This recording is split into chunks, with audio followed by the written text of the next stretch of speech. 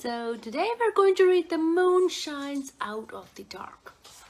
Okay, let's do this. Harry loves to know when things are going to happen. Exactly. Mom usually says, time to get up, time for the bus, and time to sleep now, Harry. But Mom's been away for ages, and Harry has had to guess what's coming next. One cold, cloudy night, Harry stays awake, thinking and wondering, will the moon shine out of the dark? Beautifully illustrated and tenderly told, this heartwarming story of a little boy and his parents is a stunning collaboration by two best-selling and award-winning creators. Okay, let's do this, guys. The moon shines out of the dark. And guess what?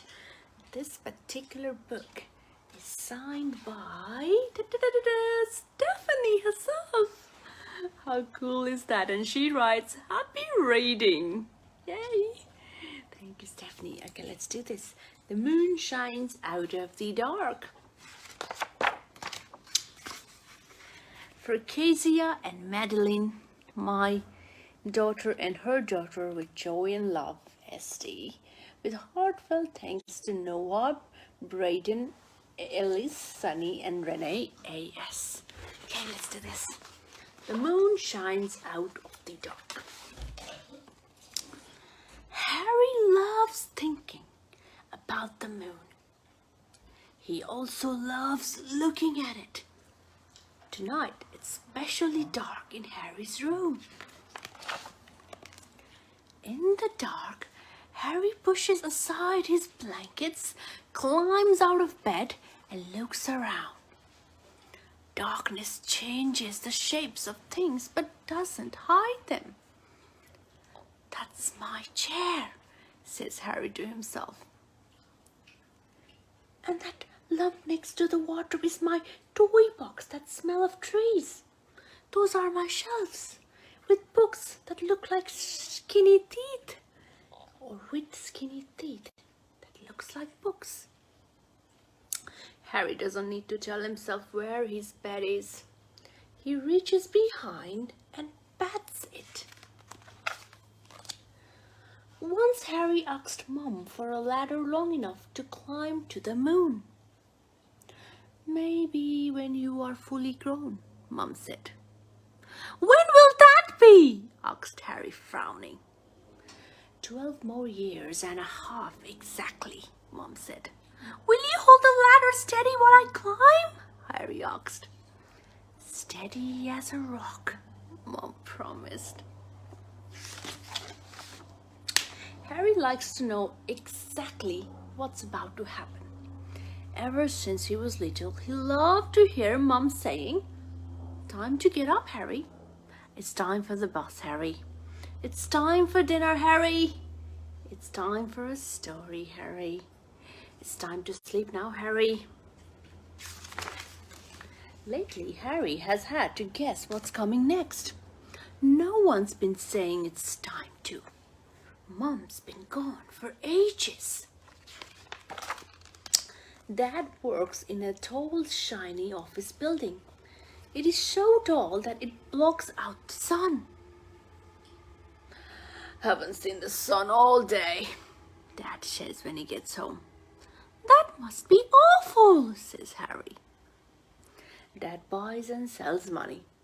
When Harry visits, Dad lets him sit in the biggest chair. Doing a deal, Dad says, staring at his laptop. Won't be a minute, Harry. Dad laughs still. He laughs loudly and winks when the deal is done. Keep the big wheels turning, Dad says. He's busy. Look at that. Harry's in his dad's office. Harry does deals too.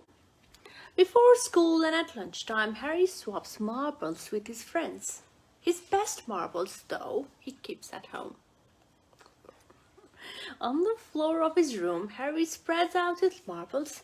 He puts his rare dark green godfather in the middle. The Godfather marble is like a planet. Around it, Harry places stars, meteorites, and suns. Harry knows that the moon is a satellite of the Earth. Every 27 days, the moon circles the Earth. Harry can count on that. Mom doesn't work in an office. Mom's a botanist. Botanists know everything about plants. Do you see how different each plant is? Mom asked Harry once. People are different just like that, she said. Some are prickly, some are smooth. Some grow tall, and some stay close to the ground. Some love the sun, and some love the moon, laughed Harry. Beneath Harry's bed, the dark is as dark ever gets. Not wanting to sleep on top of all that darkness, Harry once asked Mom for something that would fill up the space. These tiny plastic boxes would be perfect, Mom said. Will they? Will they take up every bit of a space? Harry asked. Made for the job, promised Mom.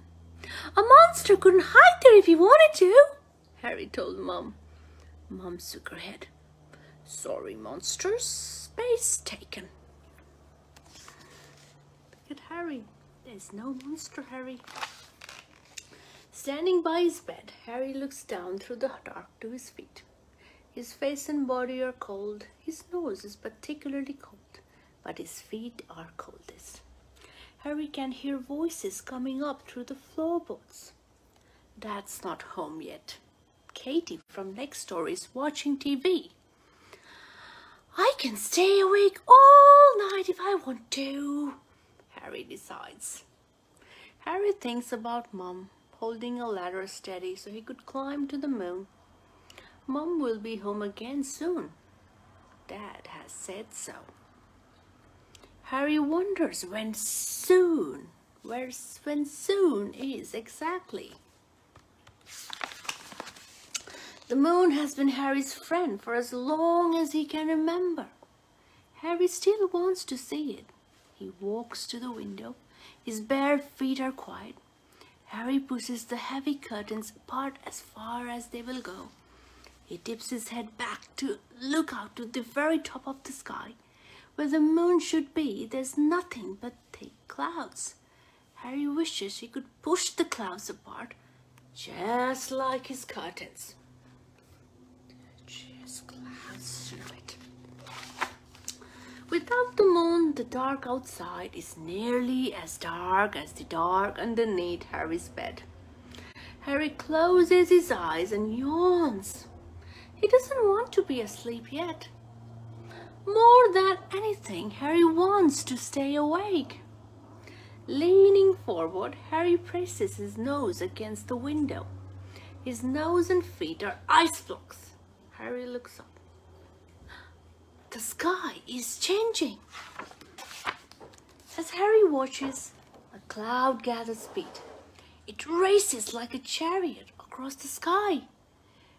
Another cloud sits waiting. While Harry also waits, he hears a sound outside. The sound is in the distance. That is coming up the drive. The sound stops. The sound is Dad's car. Inside the house, Harry hears Dad's loud laugh.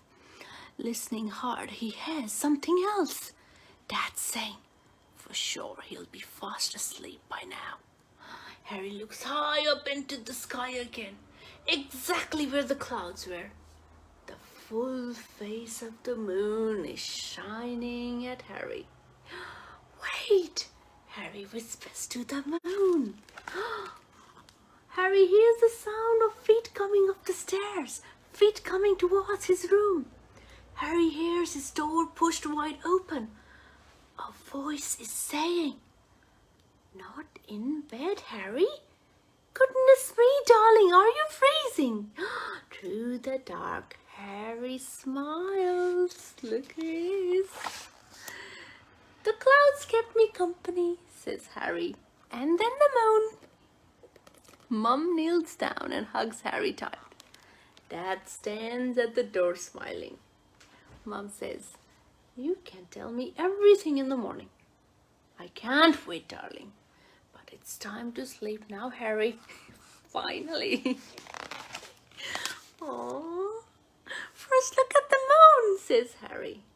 "Look, Mom, the moon is shining out of the dark."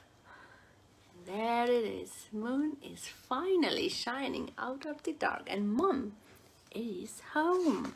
And then there's finally someone saying to Harry, "It's time to sleep, Harry." What a beautiful story, guys. The moon shines out of the dark.